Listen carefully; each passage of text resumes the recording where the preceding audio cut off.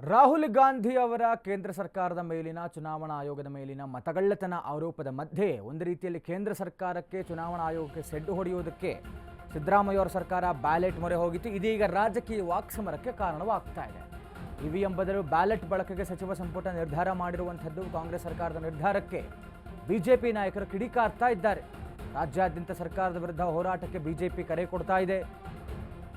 EVM ಮೇಲೆ ಅನುಮಾನ ಇದ್ದರೆ ಸರ್ಕಾರ ವಿಸರ್ಜನೆ ಮಾಡಲಿ ಅಂತ ಆಗ್ರಹಿಸ್ತಾ ಇದ್ದಾರೆ. ರಾಹುಲ್ ಗಾಂಧಿ ವೋಟ್ ಚೋರಿ ಆರೋಪ ಮಾಡ್ತಿದ್ದಾರೆ. ಆದರೆ ರಾಜ್ಯ ಸರ್ಕಾರ ಚುನಾವಣೆಯಲ್ಲಿ ಅಕ್ರಮ ಮಾಡ್ತಾ ಇದೆ ಅಂತ ಬಿಜೆಪಿಗರ ಆರೋಪ. ಬ್ಯಾಲೆಟ್ ಪೇಪರ್ ಬಳಕೆಯಿಂದ ಅಕ್ರಮ ಜಾಸ್ತಿ ಆಗಬಹುದು. ಅಧಿಕಾರಿಗಳಿಂದ ಅಕ್ರಮ ಮಾಡಿಸೋಕೆ ಈ ರೀತಿ ಮಾಡ್ತಾ ಇದೆ ರಾಜ್ಯ ಕಾಂಗ್ರೆಸ್ ಸರ್ಕಾರ. ಸರ್ಕಾರದ ವಿರುದ್ಧ ಜಾಗೃತಿ ಮೂಡಿಸೋದಕ್ಕೆ ಬಿಜೆಪಿ ಪ್ಲಾನ್ ಮಾಡಿಕೊಳ್ತಾ ಇದೆ. ಕಾಂಗ್ರೆಸ್ ಸರ್ಕಾರದ ಬಗ್ಗೆ ಅರಿವು ಮೂಡಿಸಲು ಹೋರಾಟಕ್ಕೆ ಮುಂದಾಗ್ತಾ ಇದ್ದಾರೆ ಪ್ರತಿಪಕ್ಷ ಬಿಜೆಪಿಯ ನಾಯಕರು. ಇದೀಗ ಈ ಒಂದು ಸ್ಥಳೀಯ ಸಂಸ್ಥೆಗಳ ಚುನಾವಣೆಗೆ ಕಾಂಗ್ರೆಸ್ ಸರ್ಕಾರ ಬ್ಯಾಲೆಟ್ ಮೊರೆ ಹೋಗ್ತಾ ಇರುವಂಥದ್ದು, ಸಚಿವ ಸಂಪುಟದಲ್ಲಿ ನಿರ್ಧಾರ ಮಾಡ್ತಾ ಇರುವಂಥದ್ರ ವಿರುದ್ಧ ಇದೀಗ ಬಿಜೆಪಿಗರು ಆಕ್ರೋಶ ಭರಿತರಾಗಿದ್ದಾರೆ.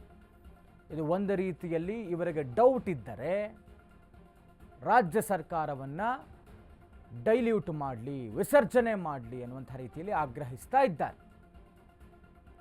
ಬಟ್ ಇವಿಎಂಗಿಂತ ಬ್ಯಾಲೆಟ್ ಪೇಪರ್ನಲ್ಲೇ ಅಕ್ರಮ ಹೆಚ್ಚಾಗುತ್ತೆ ಅನ್ನುವಂಥದ್ದು ಅವರ ಆರೋಪ.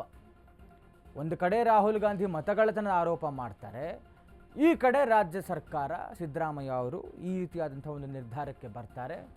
ಇದನ್ನು ನಾವು ಸಹಿಸಲ್ಲ ಅನ್ನುವಂಥ ನಿಟ್ಟಿನಲ್ಲಿ ಇದೀಗ ಬಿಜೆಪಿ ಒಂದು ರೀತಿಯಲ್ಲಿ ಪ್ರತಿಭಟನೆಗೆ ಮುಂದಾಗ್ತಾ ಇರುವಂಥದ್ದು. ಪ್ರಮುಖವಾಗಿ ಜನರಲ್ಲಿ ಜಾಗೃತಿ ಮೂಡಿಸಬೇಕು ಅನ್ನುವಂಥ ಕಾರಣಕ್ಕೆ ಇದೀಗ ಒಂದು ಜಾಗೃತಿ ಅಭಿಯಾನಕ್ಕೆ ಮುಂದಾಗ್ತಾ ಇದ್ದಾರೆ ಪ್ರತಿಪಕ್ಷ ಬಿಜೆಪಿಯ ನಾಯಕರು.